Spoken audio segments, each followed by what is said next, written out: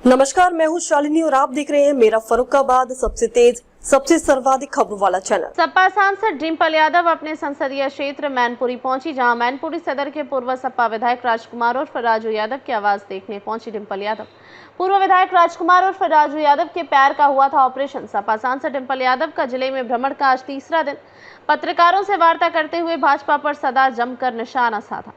Media पर पक्षपात करने के लगाए गंभीर आरोप। डिम्पल यादव ने कहा, उत्तर प्रदेश में लगातार महिलाओं के साथ हो रहे अपराध को हम कभी नहीं भूल सकते। हाथरस की घटना को और हमारे यहाँ कश्यप समाज की बेटी की रेप के बाद हत्या कर दी गई। पुलिस एफआईआर तक दर्ज नहीं कर रही थी। अभी 2 दिन पहले दलित बेटी की रेप का हत्या कर दी गई और उत्तर प्रदेश में हमारी बेटियों के लिए और महिलाओं के लिए हालात बद से बदतर हो गए। चीन भारत के विवाद पर भी बोली डिम्पल यादव। चीन ने जिस तरीके से पाकिस्तान का साथ दिया था और ऑपरेशन सिंदूर से पाकिस्तान को मुंह तोड़ जवाब दिया था, मगर विपक्षी नेताओं ने संसद में कहा है चीन ने युद्ध के समय पाकिस्तान का साथ दिया है, मगर भारतीय जनता पार्टी ने संसद में एक बार फिर चीन का नाम नहीं लिया। उनके लोग चीन के प्रधानमंत्री के साथ बैठक कर रहे हैं, इससे हमारी सेना का मनोबल डाउन हो रहा है। और स्वर्गीय नेताजी ने भी कहा था कि हमें चीन से हमें खतरा है, चीन हमारी सीमा को हत्यारा है।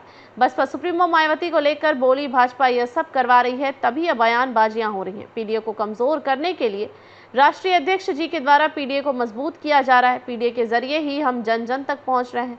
2027 में भाजपा को जवाब देंगे। जिस तरीके से विपक्षी पार्टियां धरना दे रही हैं और बिहार में एसआईआर को लेकर आए हैं और घुसपैठियों की बात कर रहे हैं, इससे इलेक्शन कमीशन चुनाव को प्रभावित करना चाहता है। इलेक्शन कमीशन इस पर काम कर रहा है। मैं समझती हूँ कि हम सभी जानते हैं कि आजकल जो मीडिया है वो कितना पक्षपात करता है, कितना बायस्ड है, और जिस तरह से लगातार उत्तर प्रदेश में महिलाओं के साथ अपराध हो रहे हैं, हम नहीं कभी भूल सकते हाथरस की घटना को। हम नहीं भूल सकते हमारे यहाँ पे जो घटना हुई जहाँ पे कश्यप समाज की बेटी को रेप किया, उसकी हत्या कर दी गई और पूरा प्रशासन चाह रहा था कि एफआईआर भी तक लॉन्च नहीं हो। हम नहीं भूल सकते अभी 2 दिन पहले ही जो दलित बेटी के साथ रेप हुआ उसकी हत्या कर दी गई है। तो लगातार उत्तर प्रदेश में हालत बद से बदतर हो रही है हमारी बेटियों के लिए, हमारी महिलाओं के लिए। राष्ट्रीय अध्यक्ष जी ने मायावती को लेकर कहा है कि वो पीडीए को कमजोर करने के लिए बीजेपी के साथ मिला के ये अपने जितनी भी बयान दे रही हो वो बीजेपी के साथ मिला हुआ उनका बयान सामने आता है।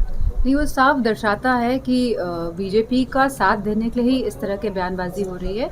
लेकिन पीडीए जो है और जो राष्ट्रीय अध्यक्ष जी द्वारा दिया गया पीडीए जो है, लगातार हम लोग पीडीए के संपर्क में हैं और पीडीए के माध्यम से ही हम जन जन तक पहुंच रहे हैं। मुझे पूरा भरोसा है कि पीडीए मजबूत और एकता के साथ इस बार चुनाव आने वाले चुनाव में खड़ा होगा। उस पीडीए के दर्द से ही भारतीय जनता पार्टी इस तरह के बयान दिलवा रही है। 2027 का चुनाव होना है, चुनाव आयोग को लेकर विपक्ष हमेशा हमलावर रहा है। ऐसे में 2027 में समाजवादी पार्टी का चुनाव आयोग के प्रति क्या रवैया रहेगा, किस तरह का स्टैंड होगा?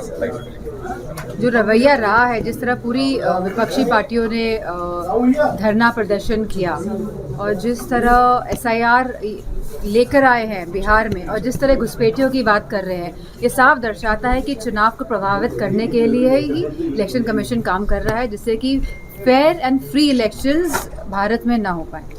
दिल्ली को महिलाओं के लिए जो उन्होंने दिया है, जिस तरह पूरे भारत देश में लगातार महिलाओं के साथ जघन्य अपराध बढ़ रहे हैं, तो कोई एक ऐसा सिस्टम बनना चाहिए जहाँ पे सख्त से सख्त कार्रवाई हो और साथ ही सेफ एटमॉस्फेयर वर्किंग वुमेन्स के लिए, अन्यथा कोई भी महिला के लिए कैसे बनाया जाए। मैं समझती हूँ इस पे नेशनल एस्पेक्ट को देखते हुए इस पे काम होना चाहिए। जीतन राम मांझी ने टिकट न मिलने से नाराजगी जताई। उन्होंने कहा कि इसका खामियाजा एनडीए को भुगतना पड़ेगा। अब वो बिहार की बात है, चुनाव पास है तो ये तो खिंचातानी थोड़ा बहुत चलता ही रहेगा। डिम्पल जी, आप मैनपुरी की सांसद हैं, तो मैनपुरी से संबंधित एक सवाल है।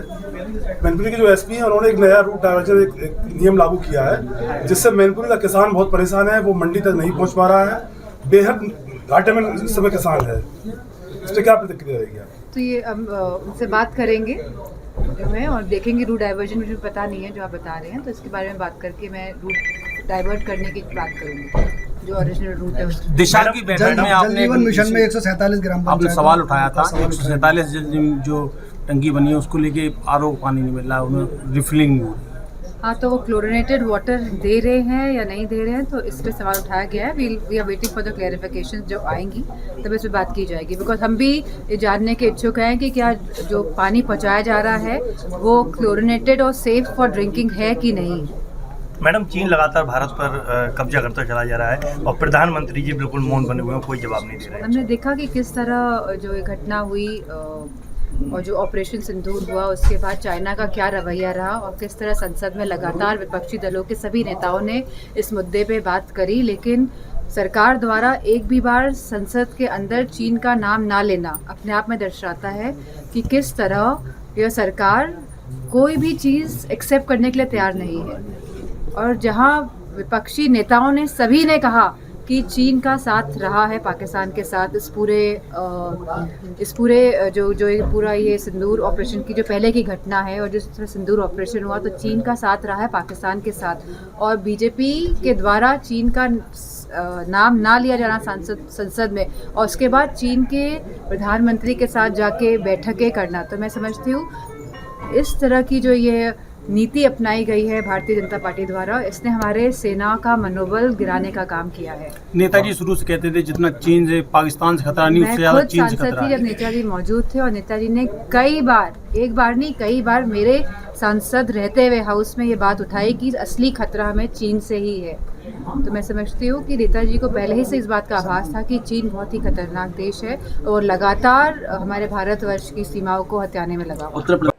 आपको निष्पक्ष और सच्ची खबरें सबसे पहले मेरा फर्रुखाबाद पर मिलती है। ताज़ा खबरों के लिए मेरा फर्रुखाबाद को फॉलो करें, लाइक करें और सब्सक्राइब करें। बेल आइकन दबाना न भूलें। अगर आप हमें फेसबुक, ट्विटर, इंस्टा के माध्यम से देख रहे हैं तो कमेंट, फॉलो करना न भूलें।